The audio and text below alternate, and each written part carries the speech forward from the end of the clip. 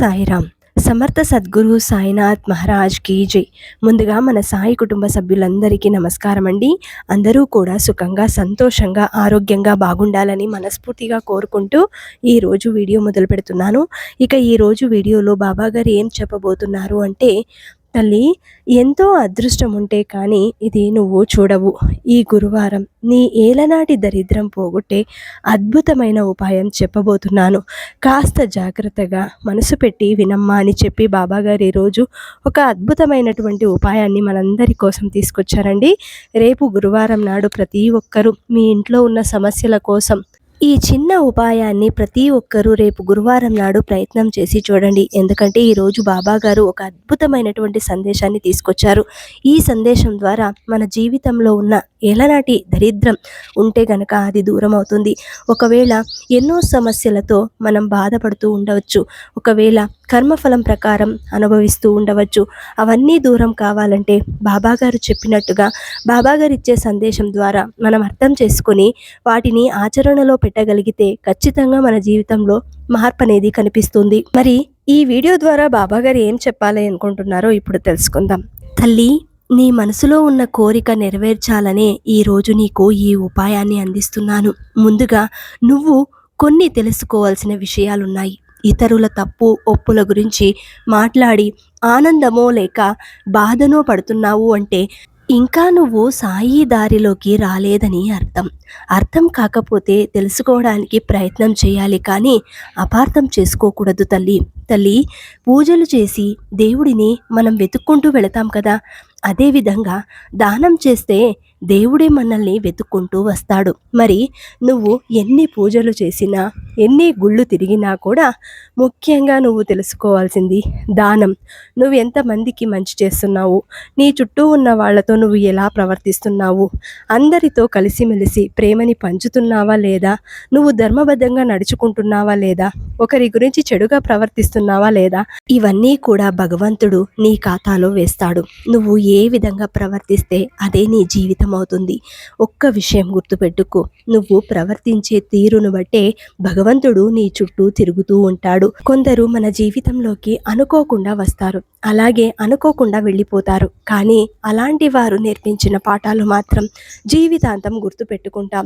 స్కూల్లో నేర్పించిన పాఠాలైనా మర్చిపోతామేమో, కానీ కొందరు నిజ జీవితంలో నేర్పిన గుణపాఠాలను మాత్రం మర్చిపోలేము. బంధం పేరుతో బాధ పెట్టే వారిని, స్నేహం పేరుతో చెడగొట్టే వారిని దూరంగా పెడితేనే జీవితంలో ఏదైనా సాధించగలుగుతాము. పుట్టుక ఎక్కడో, చావెక్కడో, బ్రతుకు పయనం ఇంకెక్కడికో. అయితే పయనించే దారిలో దొరికే స్నేహం, విశ్వాసం, ప్రేమ మాత్రం మనసుకు చాలా దగ్గర చేస్తాయి. అలా దగ్గరైన బంధాలు శాశ్వతంగా మన గుండె మూలల్లో తుది శ్వాస వరకు జ్ఞాపకాల పొరల్లో నిలిచిపోతాయి. తల్లి, నీ జీవితంలో ఎలాంటి బంధాలైనా సరే నువ్వు ఏ విధంగా వాటిని పట్టుకోగలుగుతావో నీ చేతులతో, అవి అంత గట్టిగా నీతోనే నిలిచిపోతాయి. నువ్వు నీ మనసుని అర్థం చేసుకొని నీ చుట్టూ ఉన్న వారిని కూడా నొప్పించకుండా, బాధ పెట్టకుండా అందరినీ సంతోషంగా ఉండేలాగా చూసుకోవాలి. మనుషులతో మాట్లాడుకోవడం ఎప్పుడూ మానేశారు. ఇప్పుడున్న మనిషి జీవితం కేవలం డబ్బుకు మాత్రమే దాసోహం అవుతున్నారు. డబ్బుకిచ్చే విలువ బంధువులకు, బాంధవ్యాలకు ఇవ్వట్లేదు. వర్షాలు పడడం లేదని ఊళ్ళో వాళ్ళందరూ దేవుణ్ణి ప్రార్థించడానికి వెళ్ళారు, కానీ ఒకడు మాత్రం గొడుగు తీసుకొని వెళ్ళాడు. అదే విశ్వాసం, నమ్మకం. తండ్రి బిడ్డను పైకి ఎగరవేస్తాడు, బిడ్డ ఏడవాలి కానీ నవ్వుతుంది. అదే నమ్మకం. ఇక ఆశ అంటారా, మనం రేపు బతుకుంటామో లేదో తెలియదు, కానీ అలారం పెట్టుకొని మరీ పడుకుంటాం. అదే ఆశ. జీవితంలో ఇవన్నీ ఉంటేనే మనిషి ఆనందంగా నిద్రపోతాడు. మనిషి నైజం ఏ విధంగా ఉంటుందంటే, ప్రార్థన చేస్తున్నప్పుడు దేవుడు వింటాడనే నమ్మకం, నిందలు వేస్తున్నప్పుడు ఉండడు అని నమ్మకం, పుణ్యకార్యం చేస్తే దేవుడు చూస్తాడనే నమ్మకం, ఇక పాపం చేస్తున్నప్పుడు ఉండడు అనుకుంటారు, దానం చేస్తే దేవుడు సంతోషిస్తాడనే నమ్మకం, ఇక దొంగతనం చేస్తున్నప్పుడు ఉండడు అనుకుంటాడు. ప్రేమలో దేవుడున్నాడని నమ్ముతారు. అయినా మనుషుల్ని ద్వేషించడం మాత్రం ఆపరు. ఇన్ని అసమానతలు ఉన్న తనని తాను మాత్రం చాలా గొప్ప అని అనుకోవడం ఇంకా ఘోరం. మరి జీవితమే ఒక పయనం లాంటిది. ఆ పయనంలో కలిసే ప్రయాణికులు ఎందరో, కానీ ఏదీ శాశ్వతం కాదు. కేవలం నువ్వే శాశ్వతం. నీ ఆలోచనే శాశ్వతం. నీ ప్రేమే శాశ్వతం. నీ నడవడికే శాశ్వతం. గెలిచేది నువ్వే, ఓడేది కూడా నువ్వే. అన్నీ గుర్తుంచుకొని అందరినీ కలుపుకుంటూ సాగిపోయే ప్రయాణమే జీవితం. తల్లి, కోల్పోయిన వాటి గురించి ఆలోచిస్తూ కూర్చుంటే ఉన్న వాటిని కూడా కోల్పోవలసి వస్తుంది. కొమ్మ నుండి రాలిపోయిన పువ్వులు తిరిగి అంటుకోకపోవచ్చు, కానీ ఆ కొమ్మ బలంగా ఉంటే మళ్ళీ పూయవచ్చు కదా. భగవంతుడు కోర్కెలను తీర్చడేమో కానీ అవసరాలను తప్పకుండా తీరుస్తాడు. ఆ నమ్మకం నీలో ఉంటే చాలు. భగవంతుడు తప్పకుండా నీ విజయాలకు దారి చూపిస్తాడు. తల్లి, నీ విషయంలో, నీ జీవితంలో ఎలాంటి అనుమానాలు, అపార్థాలు, సమస్యలు ఉన్నా ఆ కష్టాలు దూరం చేసుకోవడానికి నువ్వు నీ మనసుని గట్టిగా రాయి చేసుకోవాలి. కన్నీటి నుండి కసి పుట్టాలి. అవమానాల నుండే అనుకున్న లక్ష్యం సాధించే పట్టుదల అనేది పుట్టాలి.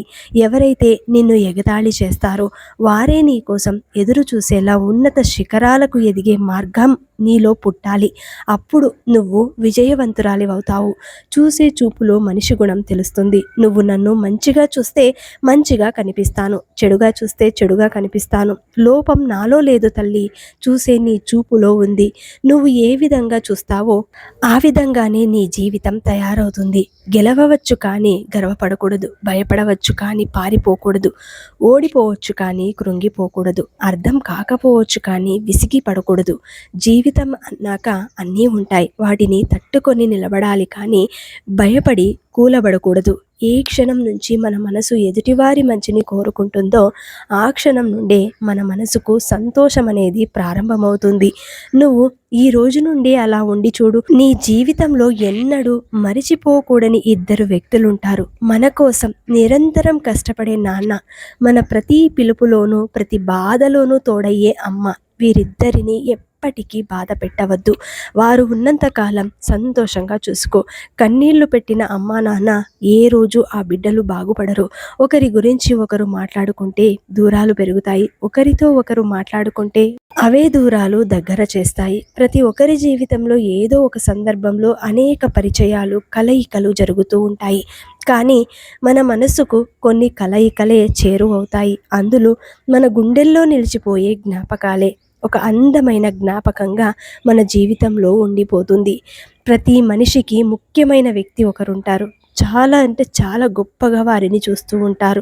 ఇంకెవ్వరికి ఇలాంటి వ్యక్తి ఉండరు అని మనసులో బాధపడితే తట్టుకోలేని మనిషి ఉంటారు. ప్రాణం పోతున్నా కూడా కాపాడే ఒక వ్యక్తి ఉంటారు. అదే ఆ భగవంతుడు. భగవంతుడు సృష్టించిన ఈ జీవితం మనం ఏ విధంగా చక్కబెట్టుకుంటే జీవితం అంత సంతోషంగా మారుతుంది.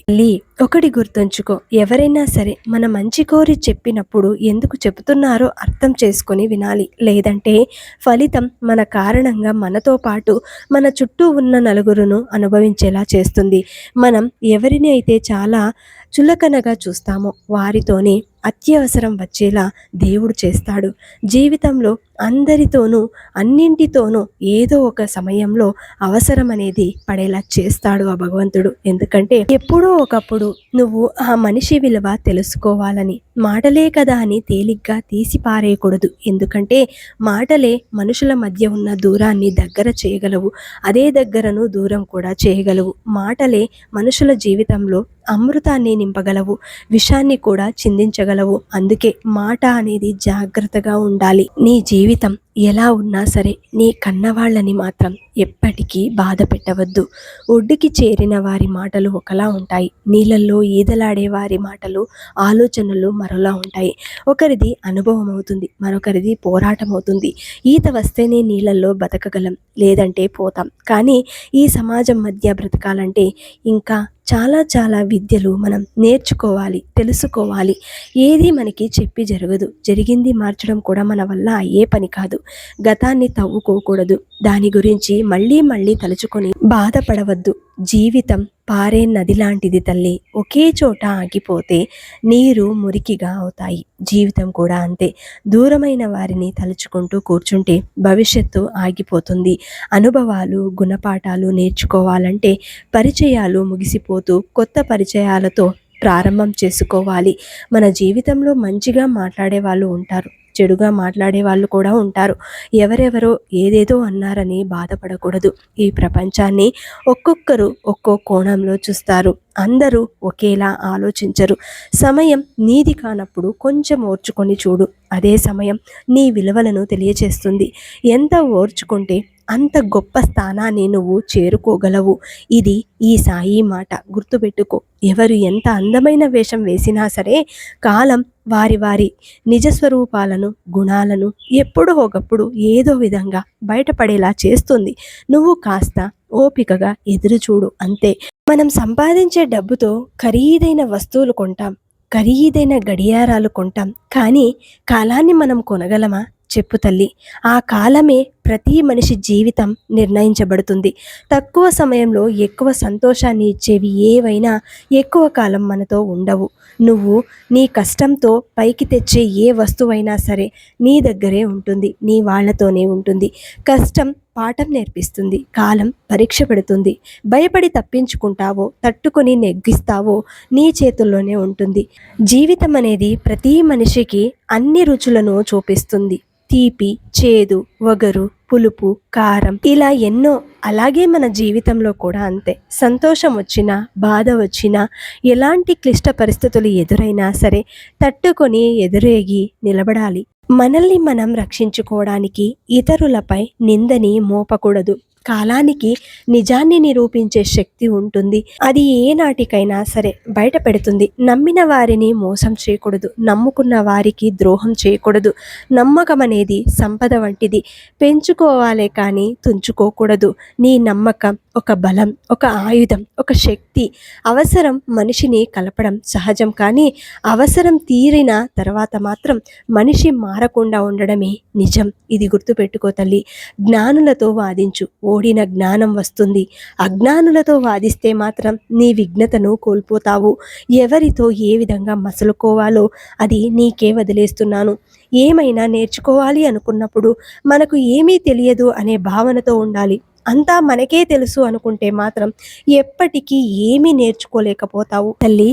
బోలెడు అనుభవాలతో కూడిన పుస్తకాలిచ్చినా కూడా రాయలేని పరీక్షే జీవితం. నీ అనుభవమే సమాధానం. నచ్చినట్టుగా బ్రతకాలని అందరికీ ఉంటుంది. సహకరించని సందర్భాలు, ప్రశ్నించే పరిస్థితులు ఇష్టాలను కూడా సర్దుకుపోమ్మంటున్నాయి. మరి అలాంటి ఇష్టాలు నీ జీవితంలో ఉంటే కాస్త ఓపికతో, శ్రద్ధ, సహనంతో నీ జీవితంలో వచ్చే కష్టాలను ఎదిరించి చూడు. అప్పుడు అంతా నేనే గెలిచాను అన్నంత భావన నీలో కనిపిస్తుంది. నీలో అంతటి శక్తి కనిపిస్తుంది. భగవంతుడు సదా నీకు తోడుగా ఉంటాడు. నువ్వు ఎప్పుడైతే ధర్మబద్ధంగా నడుచుకొని జీవితం చక్కబెట్టుకుంటావో ఆ రోజే భగవంతుడు నీ చుట్టూ తిరుగుతూ ఉంటాడు. నువ్వు ఎంతో అదృష్టవంతురాలివి తల్లి. ఎందుకంటే ఈరోజు నేనిచ్చే ఈ సందేశం వింటున్నావు. ఈ గురువారం నాడు తప్పకుండా నీ ఇంట్లో ఎంతటి దరిద్రం ఉన్నా, ఎంతటి సమస్య ఉన్నా, ఎలాంటి ఉద్యోగం కోసం నువ్వు ఎదురు చూస్తూ ఉన్నా ఖచ్చితంగా ఏదో ఒక దారి నీకు చూపించి తీరుతాను. అద్భుతమైనటువంటి ఒక ఉపాయం చెబుతాను.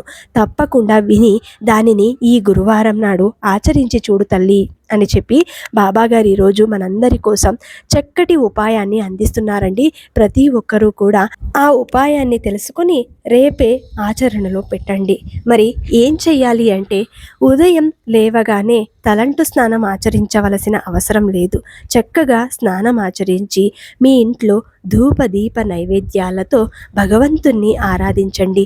మీకు నచ్చినట్టుగా కొలచండి. ఎందుకంటే భగవంతుడికి ఏమిచ్చినా ప్రేమతో ఖచ్చితంగా అది స్వీకరిస్తాడు. మనస్ఫూర్తిగా మీరు బాబాని కోరుకోవాలి అంతే. బాబాగారు దగ్గరైపోతారు. మీరు అదే పెట్టాలి, ఇదే పెట్టాలి అన్న భావనతో ఉండకండి. ముందుగా దీనికి కావలసింది ముఖ్యమైనది పసుపు వస్త్రం కావాలి. పసుపు వస్త్రంలో ఒక కాయిన్, 2 రూపాయలు లేదంటే 1 రూపాయి కాయిన్ బాబాగారికి ఎందుకు ఇస్తున్నాము అంటే ఇది శ్రద్ధ, సబూరి అని చెప్పి మనం అందిస్తున్నాం. అంటే బాబాగారు ఏం కోరుకుంటారు మన ద్వారా? మనలో ఉన్న చెడును తొలగించుకోవాలి. మనం ఎప్పుడూ అందరితో ప్రేమగా ఉండాలి. ఇదే ముఖ్యం. అందరితోనూ కలిసిమెలిసి ఉండాలి. చెడు ప్రభావం మన మీద ఎప్పుడూ ఉండకూడదు. ఇలాంటి మంచి భావనతో నువ్వు ఉండాలి అని, నీ మనసు ఎప్పుడూ శుద్ధిగా ఉండాలి అని బాబాగారికి ఆ రూ. 2 సమర్పించాలి. మరి ఆ రూ. 2ను బాబాగారి మీద నమ్మకంతో మీరేమైతే కోరుకుంటున్నారో ఆ కోరికని చెప్పుకొని రేపు గురువారం నాడు ఒక ముడుపు కట్టండి. పసుపు వస్త్రంలో కట్టండి. అది కూడా కొద్దిగా పసుపు, కుంకుమ, అక్షింతలు వేసి రూ.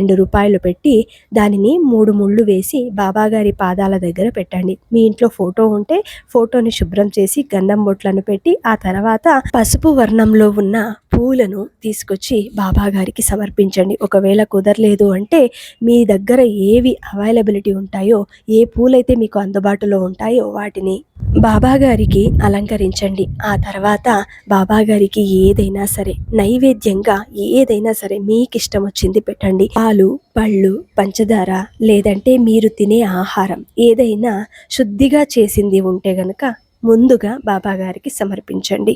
ఇలా చేసినది బాబాగారి ముందు ఉంచి దీపారాధన చేయాలి. దీపారాధన మట్టి ప్రమిదంలో చేస్తే మంచిది. బాబాగారికి చాలా ఇష్టం కాబట్టి మట్టి ప్రమిదంలో కొద్దిగా పచ్చకర్పూరం, 2 లవంగాలు, 2 యాలకులు వేయండి.